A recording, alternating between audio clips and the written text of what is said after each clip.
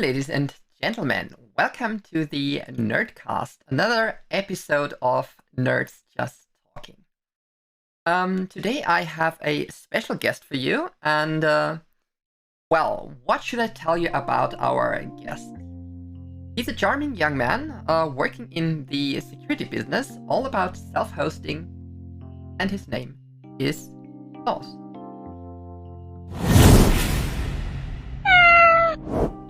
Okay, so let's start. There he is. Hello, Klaus. Hey. Thank you for being on the show today.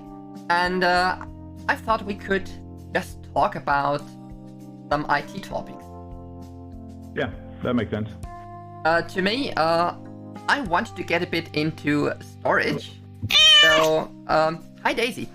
Storage about stuff like how do you keep your data safe at home in a rather modern and strange environment as it is today? So, how do you do it? How I do it? Mm-hmm. Well, first of all, I'm not. One thing that's always surprised me a little bit is that even though I've worked with security for almost 20 years, I've never managed to get really paranoid. So I'm on iPhone. I have all my photos storage in the iCloud, and Okay. I also use a lot of like Google Drive. We use Google Drive at work. I have one for my private stuff as well. But apart from that, I do have my own server, but that's more like a media server thing with Plex and all that stuff. Yeah, me, I really started to work with Dropbox and all those cloud storages a while back when they started to pop up, but on the long run, it was like wait a second, what are they doing and what are they allowed to do? And this is where I got not paranoid, but we've talked about it in the last podcast. If you did miss it, it's on the YouTube. We talked about the case of, I think it was some citizen who had a photo up on Google Drive or Google Photos just because his phone just regularly updated it. And it was, I think, for medical purpose, something that Google calls inappropriate, and they just locked him out of his account. So, what's your take on that? I mean, just looking at your situation. Yeah, I think it's one of those, extreme situations that you can't really take too much into account, because obviously if it happens, it sucks. But what's the possibility of that happening? Right. I think for most people, it just works, and I guess that's why it's easy to feel like some kind of privacy geek or over-concerned person whenever you bring stuff like this up, right? To me, it's like when I read the license agreement or the terms of services on the, I think it was the Microsoft OneDrive, you couldn't put up photos in a bikini because they were considered inappropriate there, and so you couldn't do that. But what if you have those photo memories and you wanted to back them up? And so I started to get into self-hosting, like putting up my own cloud, which back then the name was fitting, now it's Nextcloud. So to me, it's kind of what happens if I lose my data, and how do I prevent things from going south that way? Yeah, true, and it does, and it makes perfect sense. And I think one of the reasons why I managed to not stay paranoid is that I as normal as I do as many people around those terms of services, I don't read them too much, because it's just, first of all, it takes so long and I can't keep my mind to it. And secondly, if I just do it and I manage to understand it, then I will just get depressed, right? I think I know that feeling, but I worked through it, and that was what got me into hosting it on my little FreeNAS back then. Have my really local storage, which I'm pretty fond of. And I happen to work in the IT as as a support person, and I had to have a look at the modern Synology NAS and how are they, those shiny things with a web UI. And I really started to think, what are we going to? Is that the right direction? Well, it's the right direction in the sense that those are, I won't say cheap, but they are small. They don't use much power. They don't make much noise, and they're easy to set up for everybody. I even had a Synology myself back in the day, and then when it was time to buy something else and I buy a new one, I just couldn't make myself do it because I basically saw what the price was compared to like a computer, a real computer, and especially because I wanted something Intel based that could run virtual machines and stuff like that. And if you're buying one of those in Synology, that's possible, of course, but they aren't cheap.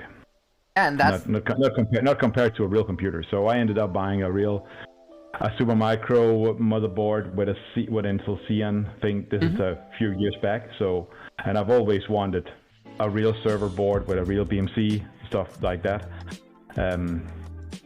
So that's what I use for my my Plex stuff, and I used to have it safely hosted on the roof here where I live, but then all of a sudden that wasn't possible anymore. So I'm that fortunate that, well, first of all, when I bought the computer and bought the cabinet, I didn't think of anything else but having as much space as possible. So I bought this really big on-handy cabinet that's really, really crazy, but it was cheap. And the computer itself is noisy as hell, so I couldn't have it in my apartment. But luckily, I do have some friends that do had a server hosting. So yeah, basically a server a hosting company, yeah. So that's what I have, and then I have a VPN tunnel to it, and that works very well. To me, I started out right here with I didn't really dive into the Synology line because, as you said, it was pricey, and if I could get something rather cheap, like a Supermicro board, slot in a couple of disks, which I did for my current server with a powerful CPU, I'm as energy efficient as I am with the Synology, because what they are doing is basically running Linux, running an Nginx, and serving you that stuff. And of course, they decide when your stuff is obsolete. So I went the other route, and I put TrueNAS on, and when they decide it's obsolete, then it's because the architecture changed from 32-bit to 64, and I think that's bearable. So I'm pretty happy with having storage locally in my house, just because bandwidth. Just say a gigabit just is a gigabit, and my bandwidth isn't really great. I have to admit it is just barely sufficient to stream with 720p, and so even modern game downloads, they take a toll on my line. And when I think back about Rainbow Siege 6, I think it was that stuff, Rainbow Six Siege, that was it. It took me around 3 days to download, so I decided to throw the backups on my NAS and just pull the major weight on the NAS, and I'm happy having 10 terabytes here. Yeah, but my situation is different because I've had fiber since 2009. Oh, for God's sake, you spoiled kid. Yeah, I am, and before that, back in the day, when I started on the internet, that was 99 or so when I started in school. I didn't have internet before that, and where I moved in, we had cable modem, and we had one 2 megabit to share where I was working and where I was living, and that was a lot. So I've never even been on dial-up. I've never been on analog stuff. So yeah, and then when I moved from there, I moved to DSL. Yeah.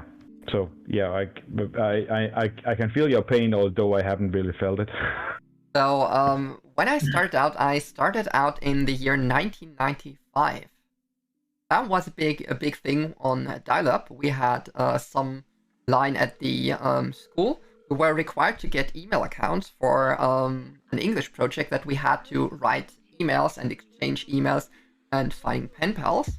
So I just did that, and that's how I started to get into networking a bit, setting up a network at home, sharing internet, having that dial-up stuff. And it was a pain in the ass until I got cable, which was the blessing back then. But now I made the mistake of moving to a city near the border, and the border regions are always the worst about internet connectivity, because there is literally none. That doesn't need you to sell organs. No, but I guess Denmark is a little bit different because I live in Copenhagen, but where I'm from in Jutland, the part of Denmark that attaches to Germany, you would say. Somehow, I think 10 years ago, a lot of the energy companies there, they all of a sudden all became fiber providers. And the good thing with that is that it's very cheap to dig fiber down in those rural areas. My brothers, they live there. They live in an area where they have fiber, and my brother he doesn't have asphalt. He lives like literally in the middle of nowhere, and he has like a hefty fiber connection. That's what he has. And I don't even think he has problem with his cellular connection actually. That don't work too well, but with fiber, that's cool. That's dope. I mean, where I live, they don't even have fiber right now, so I'm stuck with this connection. But nevertheless, I see where you're coming from. Back in my days, I had a hard drive that was about the rough size of a CD, and I stored my downloads, and I really, you had your driver CDs that you downloaded from some internet cafe, or you downloaded like an hour for a 3 meg file. That was insane back then. Yeah, either that or you went to parties, computer party, LAN parties. Oh dear, yes. And and then shared your information, whatever you want to call it. Basically TCP over sneakers. We called it SneakerNet. That was insane. Do you miss the old LAN parties? Not really, because I never was that much of a gamer. So. Hell, I miss. But there is something there is something about an entire sport hall full of smelly nerds. Just a second, right. We just got an air horn. Daisy, you bugger. Got me there. As you see, we've got a lot of viewer interactions, and they love to scare the cat away. Back in the days, LAN parties, that was not just LAN parties. That was a lot of pizza, cold pizza and Red Bull in the morning. So it was a sleepover, because you just collapsed on your gaming chair, rolled over and stuff like that. Yeah, exactly. And I really missed that, because you could go over there and just give the cheater a kind of rather aggressive back rub and stop them from doing so. Yeah, true. And but I mean, going there was nice. I've always enjoyed being with fellow geeks, and also back then, I was young and didn't get sleepy at 8, like now. I think when I think back, it was the game servers that you had on site. Somebody was running a crappy laptop, and you had to put a lot of effort into networking, and this is why I love the good old servers. The good old not matchmaking servers, not lobby servers where you have some 14-year-old just verbally abusing anyone out there. So you could actively do something. I would even consider it a rather wholesome or safe community at some point if the group itself wasn't that toxic. Yeah, true. I don't remember it as being particularly toxic, but then again, it is many years ago, and there was no Me Too and no really focus on stuff like that back then. So honestly, as a privileged white male, I wouldn't know, right? I was back then in the 90s. I also got to those LAN parties at the local university because the students they just liked me. I got dragged to the IT lab there. In terms of you want to see something cool, you want to learn something, and then they just dragged me there, and there was a rather young kid sitting there, doing the most geekiest stuff ever, and that's basically how I got hooked onto IT. And which brings me to another topic. We back then used homepages to just publish the stuff we wanted to, and we didn't have that much of a social network. We had a blackboard on the at the university where you could post it with real thumbtacks, and you really had to put a piece of paper there looking for a roommate or whatever was there. That stuff is pretty much dead. Those manual discussion boards. Do you still remember those? Yeah. I didn't have much experience with them, but I was on IRC a lot. I mean, back in the day. I mean, back in the days, that's where you picked up girls in the late 90s. That was an IRC, and that is today it's only really hardcore geeks using that stuff. So yeah. I remember but IRC still lives, and that's what really amazes me that this that people when you have been at IRC, you know what inspired stuff like Discord and Slack, because it's the same basic ideas that just really gotta make over, and now you can do all sorts of fancy stuff and fancy emojis and thing that blinks and what have you, but in the end it's sort of the same idea that it all inspired, that it all originated from IRC. What I think about IRC, I even run a network myself because I could, and I really hated it when it started to be more publicly abused by saying giving web access to IRC.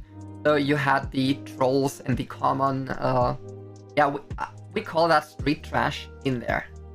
Because IRC, you had to put some effort into it to get online, to be there. You had to look up a server, and you couldn't just back in a web address.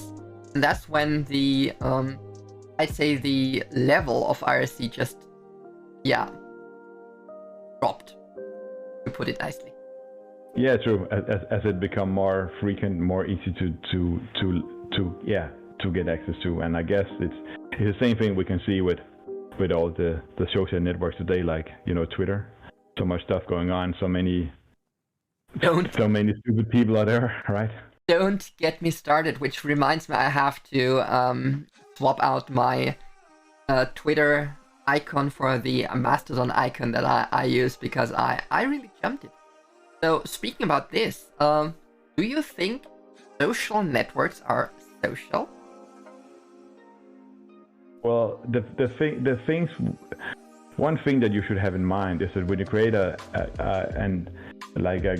society or a group of people, there always someone who can't join it for reasons. For instance, where I work, we have a Facebook group. Oh dear. And that's really good if you have Facebook, right? But if you don't, then you can't access that. And that is really what I think people think too little about. That including something also means excluding something else. Yeah, and what I'm thinking about is, why can't I just take my data out of Facebook and move that to another social network and just upload it there? Yeah, well, Facebook is proprietary, and Facebook, they live off your data. Yeah, and that's why I would call social networks pretty unsocial networks. Just True. because of the way they are trying to lock you into your bubble, which is something that really, don't get me started on it too much, because I don't want to gaslight or anything. But to me, Facebook bubbles and such stuff that they pre-select for you what you ingest on information is kind of dangerous to me. Yeah, but of course, because all of a sudden there are a couple of problems here that are sort of interconnected, and one of them is that first of all, they live off your data. They live off you basically diving into a rabbit hole and staying there. That's what they live off. And also they're all American companies, like, well, not TikTok of course, but Facebook and Twitter and all those stuff. They're all American companies, and they don't really have ever thought about consumer rights and privacy and all that stuff. That's pretty new to them, yes. I remember. So right now they're having some problems adjusting to that. So that's why they get fine after fine, huge fines by the EU, because their business model is not made for GDPR. It's not made for reality where consumers have rights, and they have rights over their own data, and you can't just throw stuff at them, random stuff. Right. Let me just get back where for anyone who's not familiar with how Facebook makes money. Think back on the old days in the 90s where you had these fancy banner ads on web pages. They were shown to anyone, and they came from one host. And I know who accessed my host. So I had my customer profile where, say, this guy visited my server, and because he got the banner, and this was on a car page, or let's say for a topic wine and cigars. So I can adapt my advertising strategy to show him more luxury goods, because he's into cars, into cigars, and into wine. And that itself was a pretty dangerous thing to me. But you could, just clean out the cookies. And now there is Facebook jumping in. And then you don't have that ID anymore, because that ID now gets enriched with a name, a gender, age, and all that personal data that they are selling. Basically, you are the product there. Yeah, exactly. You're being tracked in a mobile app, and that I think it's a pretty interesting development what we've seen with Apple lately. That Apple started to enforce privacy a lot more, because unlike Facebook, Apple is not or Google, for instance, they are not. Apple is not a commercial company living off data. They live off of hardware and all those expensive devices. So they can afford to not have the data and give the user a choice. And that also means that I think one of the new things Apple has done in their recent iOS is that the apps can't share data unless you specifically allow them to do so. But by default, it's turned up. So there's a lot of data that the companies that use Facebook data and all that stuff they don't get anymore. So Facebook is losing a ton of money on that. But it's good for the consumer, of course. Good for the consumer, yeah. Yeah. I totally disagree with good for the consumer, because when I was looking for keyboards, I bought a keyboard, and now I'm getting more and more keyboard ads. What should I do? Buy the 5th keyboard already? Yeah, I mean, but that is a classical fun. Once they see that you look for something, you already purchased it, and you keep getting ads for it, like for an eternity afterwards. It seems like they can't. They don't log that you have to purchase something, and then they should stop. Well, glad they right? glad they don't. But it's funny. That's something that Amazon does as well. Because I already purchased it. I have it on my desk here. I have that freaking keyboard, and even they show me, hey, we've got some ideas. You might like that keyboard. And I'm like, guys, get it? And we talked about those social networks. I basically did a Facebook escape, and it didn't go too well, to be honest. I really started to right before the COVID, I started to do a social media detox, and now we're sitting here, so it's kind of ironic, isn't it? Yeah, you could say that. Yeah, and speaking about Twitter, what do you think of the current situation? I mean, it's a topic that will come up in the future podcast as well. But speaking about what Musk did. Yeah, well, I have no idea what he's doing. Either he's a genius or just messed up. I don't know. Let's just retrace what happened. As far as I know, he made an offer to buy Twitter at a price that was kinda overpriced AF, and they just hold him responsible for that and said, you made a offer, now take it.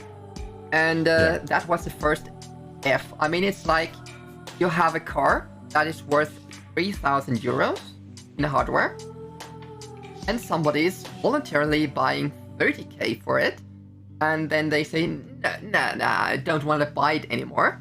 And then they just got screwed by saying, by an authority coming in and saying, you have to, because you said you would do. Yeah, exactly. And what is even more incredible is that he didn't do the research. I mean, Twitter isn't the flourishing company that it used to be, or ever was, to be honest. They never really made the big bang. True. I heard about it as well, and I think one of the problems that Twitter has or had is that they wanted to do the right thing by not doing many things too automated and actually having a large number of moderators and stuff installed and not harvesting your data too much. Yeah. And being a bit responsible, and that's apparently in that kind of world, that is a bad thing. Speaking about automation, they are very well versed in having, let's say, a number of hot standby servers, which is basically a server that is running, and if something goes south, that server gets automatically installed, and not hardware, but it gets pushed to software and just takes over for a failed server. So it's basically a self-healing network that they have, and that's why they can run with the absurd minimum number of workers until things really start to break down more and more. Yeah, true. Yeah, I heard that the Twitter platform is pretty fragmented, and there were a lot of parts that works individually from each other. So when things stopped working, they fired the people that knew how to get it up and running.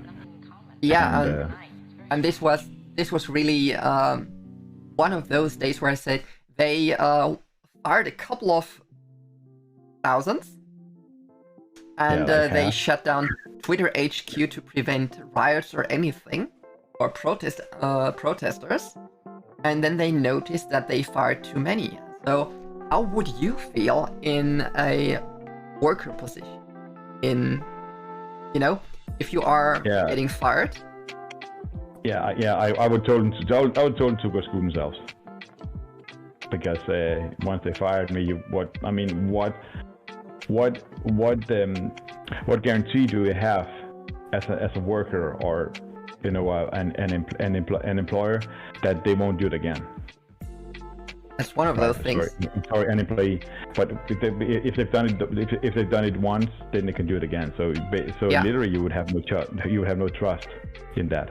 And from the other perspective around, if a worker already is gone and you try to really pursue them to come back, they are most likely gone in, let's say, 6 months. That's from my experience.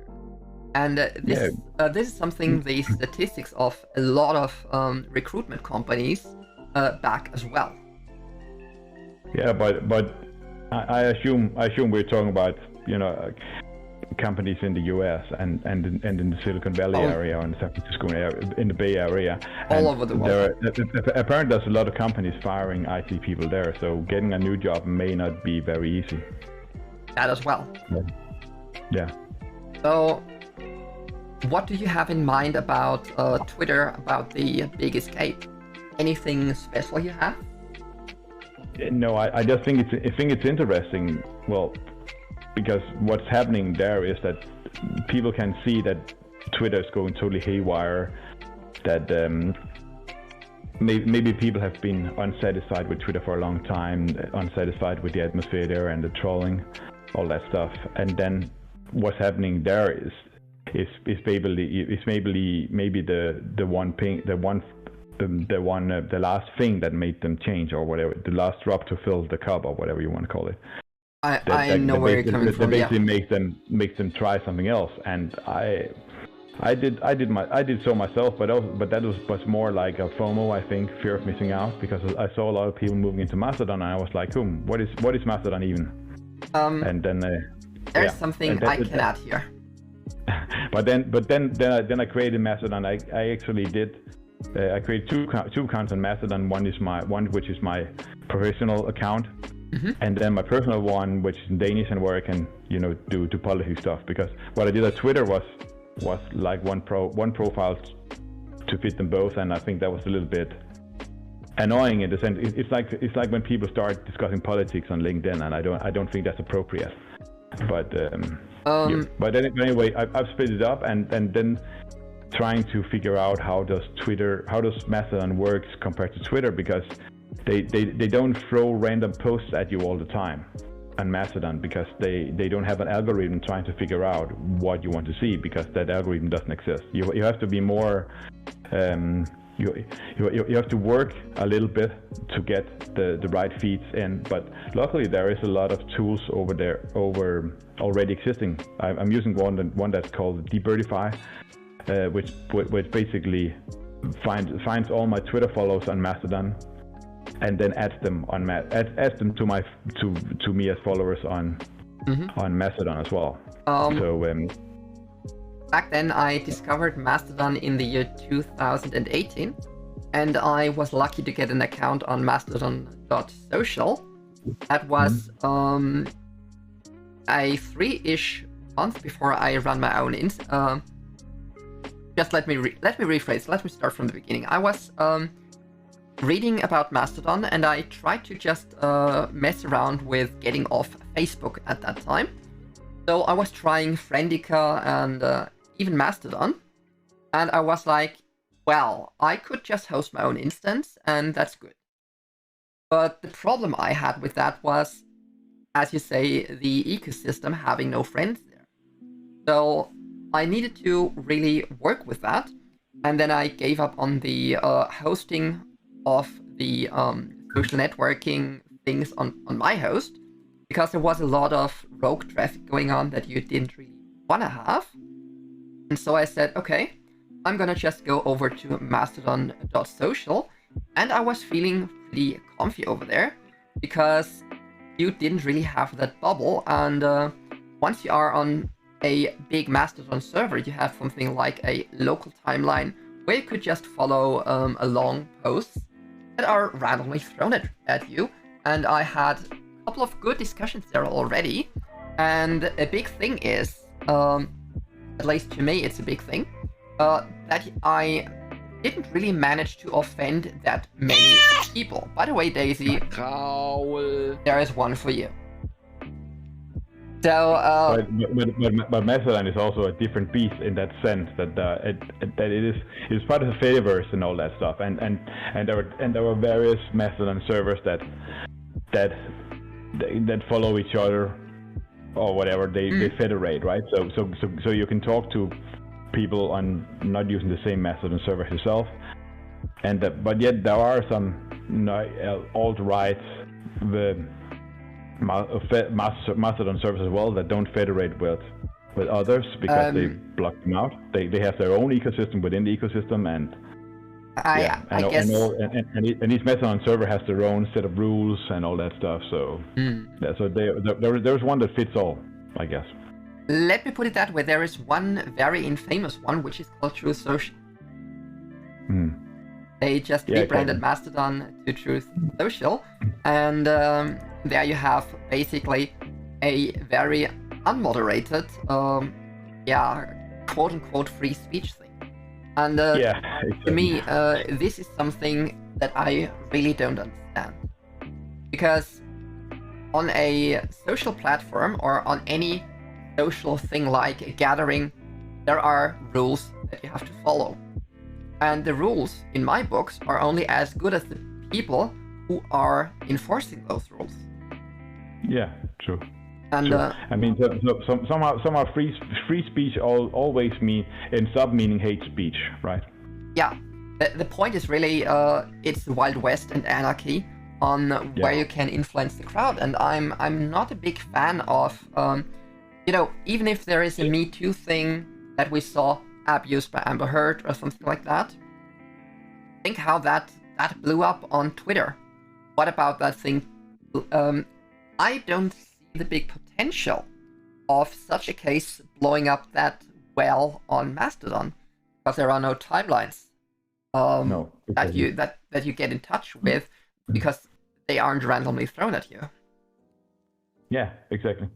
I mean, whatever you can see in your local timeline, that those are people that do well in the local timeline. That it's those that are part of the same Mastodon server and the same social, society, you could say, as yourself. So that would,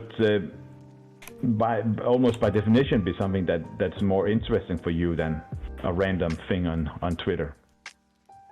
But for instance, I'm on InfoSec Exchange with my professional accounts, and there's a lot of InfoSec professionals there as well. So if I follow the local timeline, there are always something interesting there, right? Even though I do follow a lot, though, I'll also see content that are interesting because someone else talking about something interesting in security that's interesting for me. Speaking about social media, there's also a lot of communication going on in those networks, which is something that I have to stick with. And small story from my side, my sister refused to write emails. All she wanted to do is write Facebook messages, and she refused to communicate in any other way. So wow, yeah, that is something I didn't really agree with, and so I started to when I backed out of Facebook, I lost contact with her because she refused to call me. She refused to contact me in any other way. I know, sad story about family, but that's what life is about. And so I'm really worried, just thinking about, all those social networks and especially the messages in behind. How that's working out? How do you deal with those messengers? I mean, you've got messages on Crossing or Xing, you call it, on LinkedIn, on Facebook, on Instagram, on wherever the hell you're going to. Yeah, and Discord and Slack and as well, right? Yeah. How do you keep track on that? I just have all the clients installed, but it does feel stupid. True, but the problem is that many of them are proprietary, so there is no really good way of interconnecting. What if I told you there is? There are some that tries, and I don't know how good it is because I haven't tried it myself. But I do see the problem. This is something I started to work with because I have a phone, and the problem I have with that phone is phone memory is kinda expensive.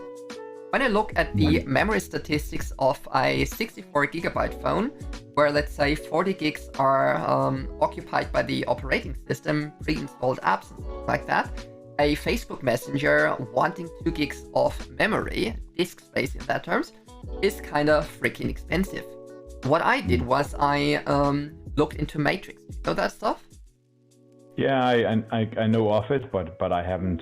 I don't have any particular experience with it. We considered doing something on our Discord because some people don't like Discord too much. So and then doing a Matrix bridge instead. But the problem is that you can't do it transparent. Right?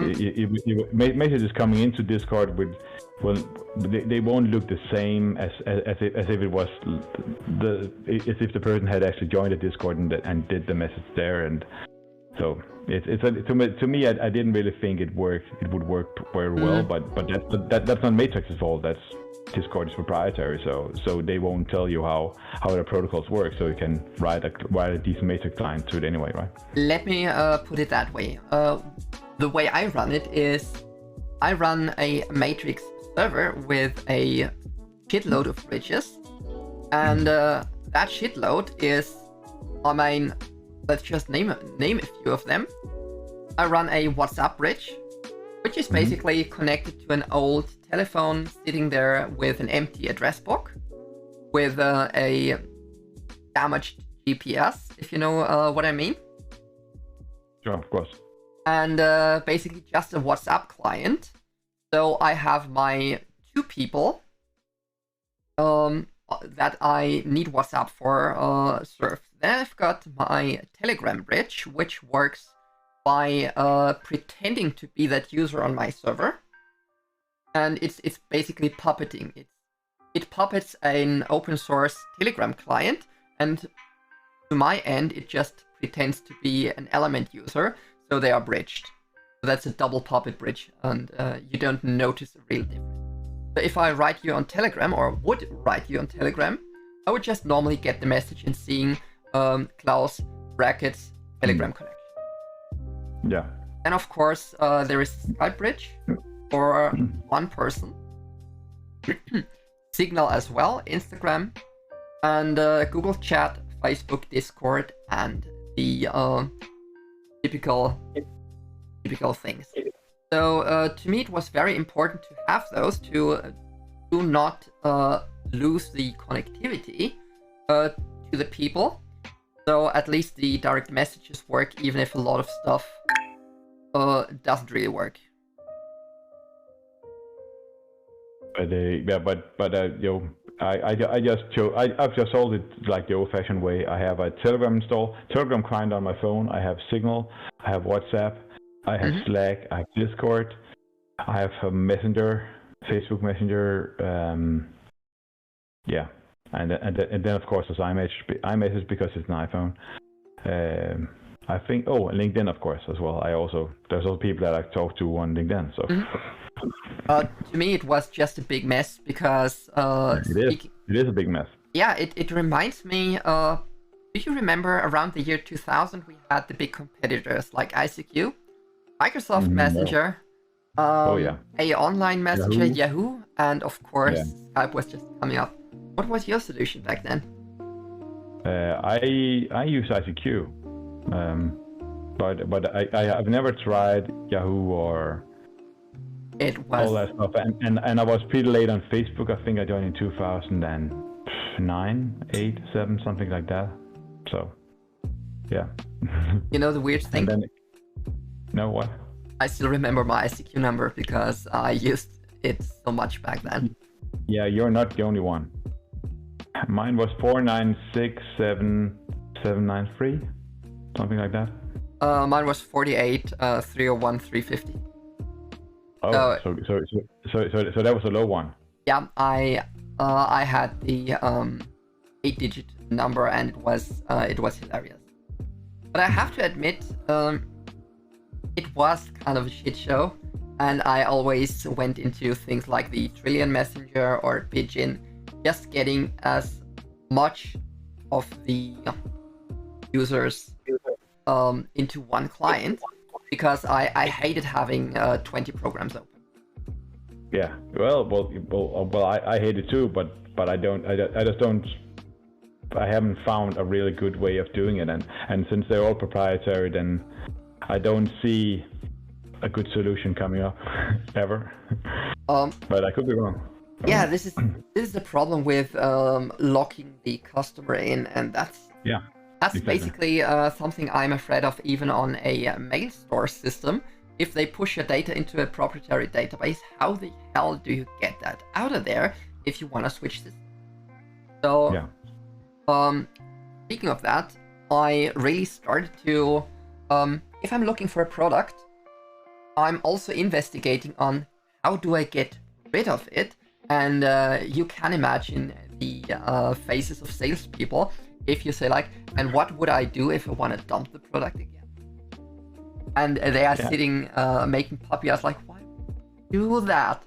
And I'm like, yeah, exactly. Yeah, maybe because you're a person that sort of thinks consequences and think a little bit ahead, right? Yeah, I've been through a lot of things. Like, imagine when software dies, like it's not being developed anymore because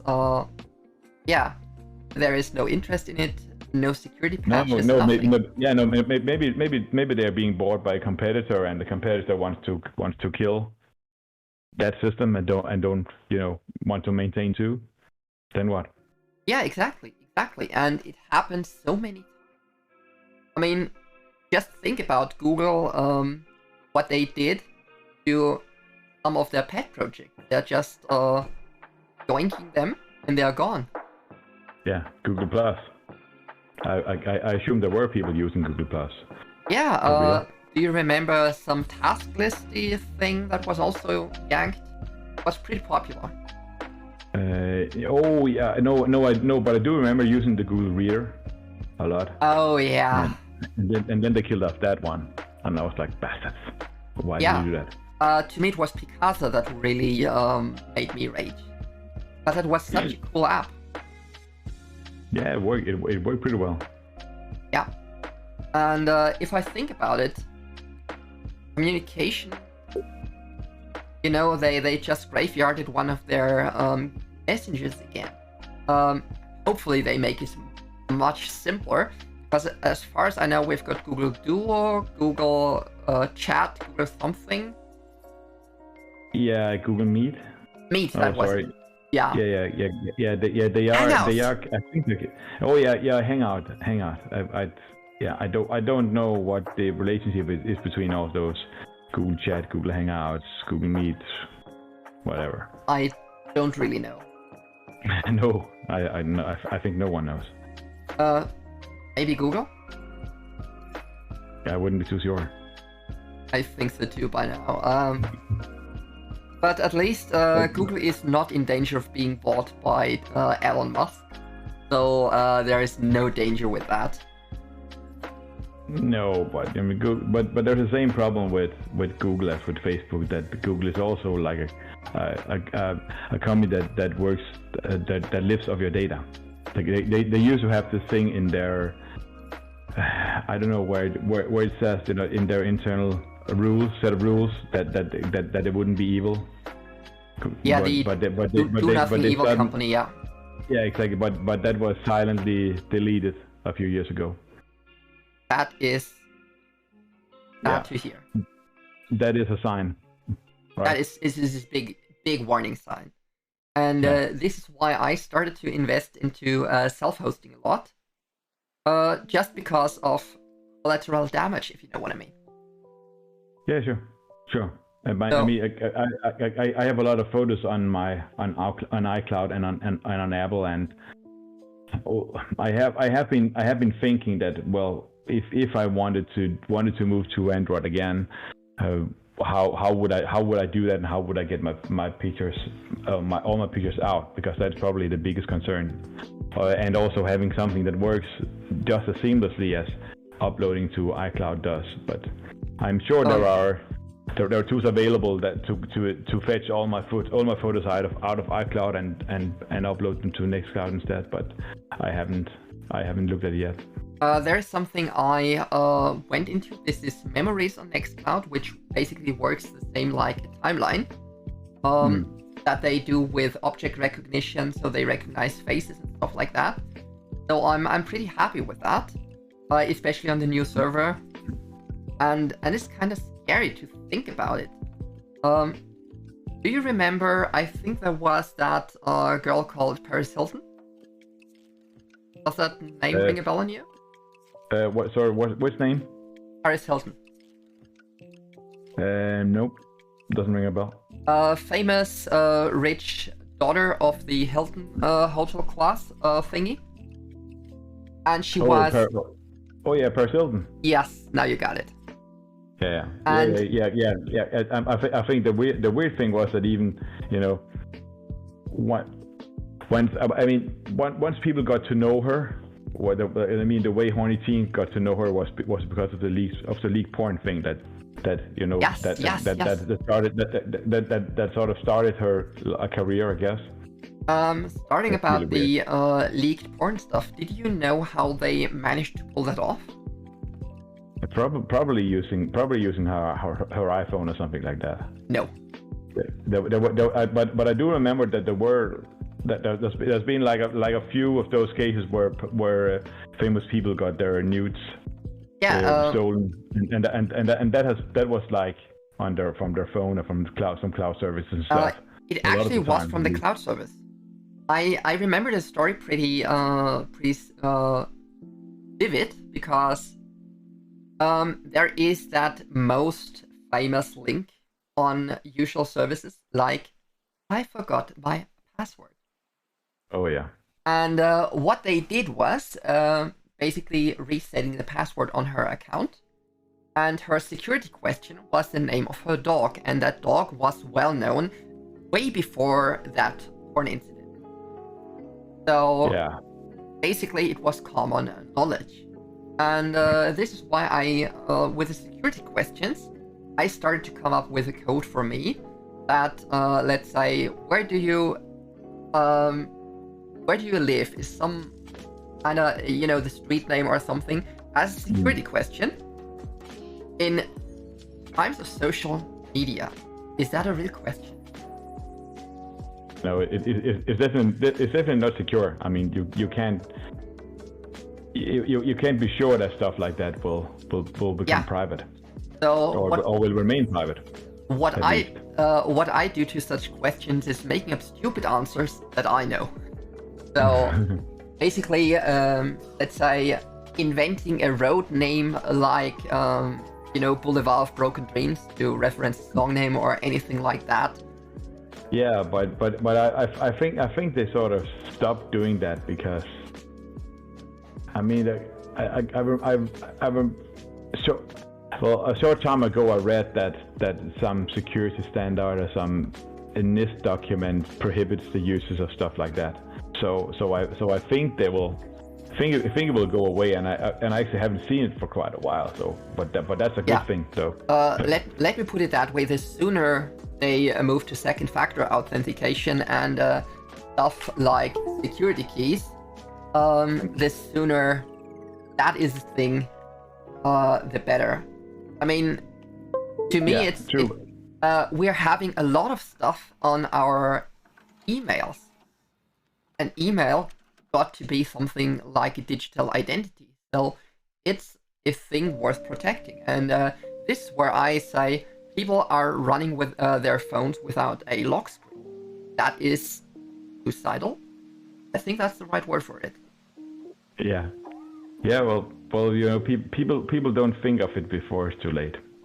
That's how it works. That's true. I had a lot of broken discs in my career where I had to salvage data from, and I had to put them in a freezer to cool them down to just pull a couple of files off there. And just in the age of modern computing, where we get into digital photography, it is something where I say this is utterly concerning.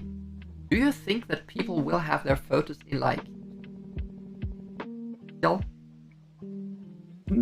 No, I mean, but that is a problem when people start putting backups on a CD-ROM drive, but first of all, forget to keep a CD-ROM drive, and then secondly, CD-ROM discs, especially those that you burn yourself, they have a limited lifespan, right? Yeah, At some point, they just don't work anymore. After maybe having been in the attic for 20 years, I'm pretty sure they wouldn't work anymore. This is something as well with solid-state disks, that they need to have at least sometimes some power to retain the data. So I'm really, concerned about that, like bit rot or things like that happening on data drives. So what is really a good way to preserve data? Yeah, that's a good question. I don't really think there is a good way. It would be like the lowest common denominator, and what would that be? Would that be paper? Again, because right, you're right. We probably won't have a situation where people will have like an old letter or data that's as old as a letter they found from their grandma or something like that.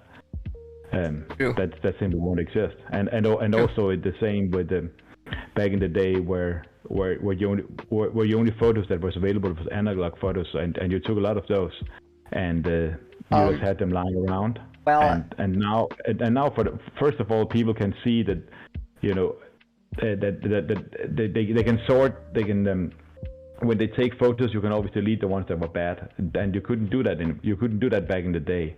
So people also see a more distorted, truth.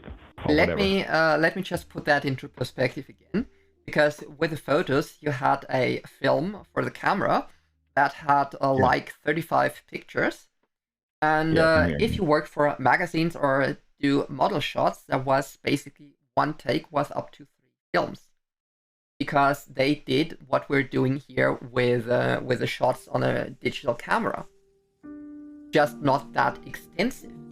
Modern photographers usually take a burst shot instead of just one picture. So when they press down, they take 50-ish pictures to ensure that you have got your eyes open. So if you blink, they just throw those 20 pictures away. And they just take the most perfect one, or they take photos and put them back together, what Google Pixel is currently doing with AI. So, yeah. Yeah. But you're right. I mean, it's becoming so cheap to take photos that you just delete the old ones, and then you don't see them anymore. So and all of a sudden, you also don't keep it because it's all digital. So how would you be able to keep it? How would you keep old photos? I don't know. I think that's an interesting topic for anyone out there thinking about the digital heritage as well. Because, what do you do when you find an old thumb drive of your grandmother in the future or something like that? I mean, I'm kind of afraid of that. Not gonna lie. Yeah. First of all, would it even work? I pretty much doubt it. But if it does work, how would you get a USB, like USB A plug or whatever? You wouldn't have that. Point taken. Anyway, thank you for being here, Klaus. It was a pleasure. Thank you for having me. Yeah, it was great. And if you people want to continue with the discussion, we have a Discord that is, let me just get the link. It's the CrowdSync Discord, where you can catch me as well as Klaus. And you have the link ready, or you? Yeah, well, it's discord.gg/crowdsec. Okay, that's one of those things. We're gonna post that as well as my socials, and I think we can safely call it a day for today. Thank you, Klaus, for being here. And thank you for having me. I think we'll take the discussion over to the CrowdSync Discord, because it will be a blast if more people would join in. Thank you, Klaus. So, thank you folks for being here, and this was today's NerdCast. I want to thank my Patreons, namely Daisy Johnson and Alex, if you want to sponsor me or sponsor one of those podcasts, you might want to consider writing here or even be a Patreon. I would really appreciate that. And that's it for today. Bye. Signing off.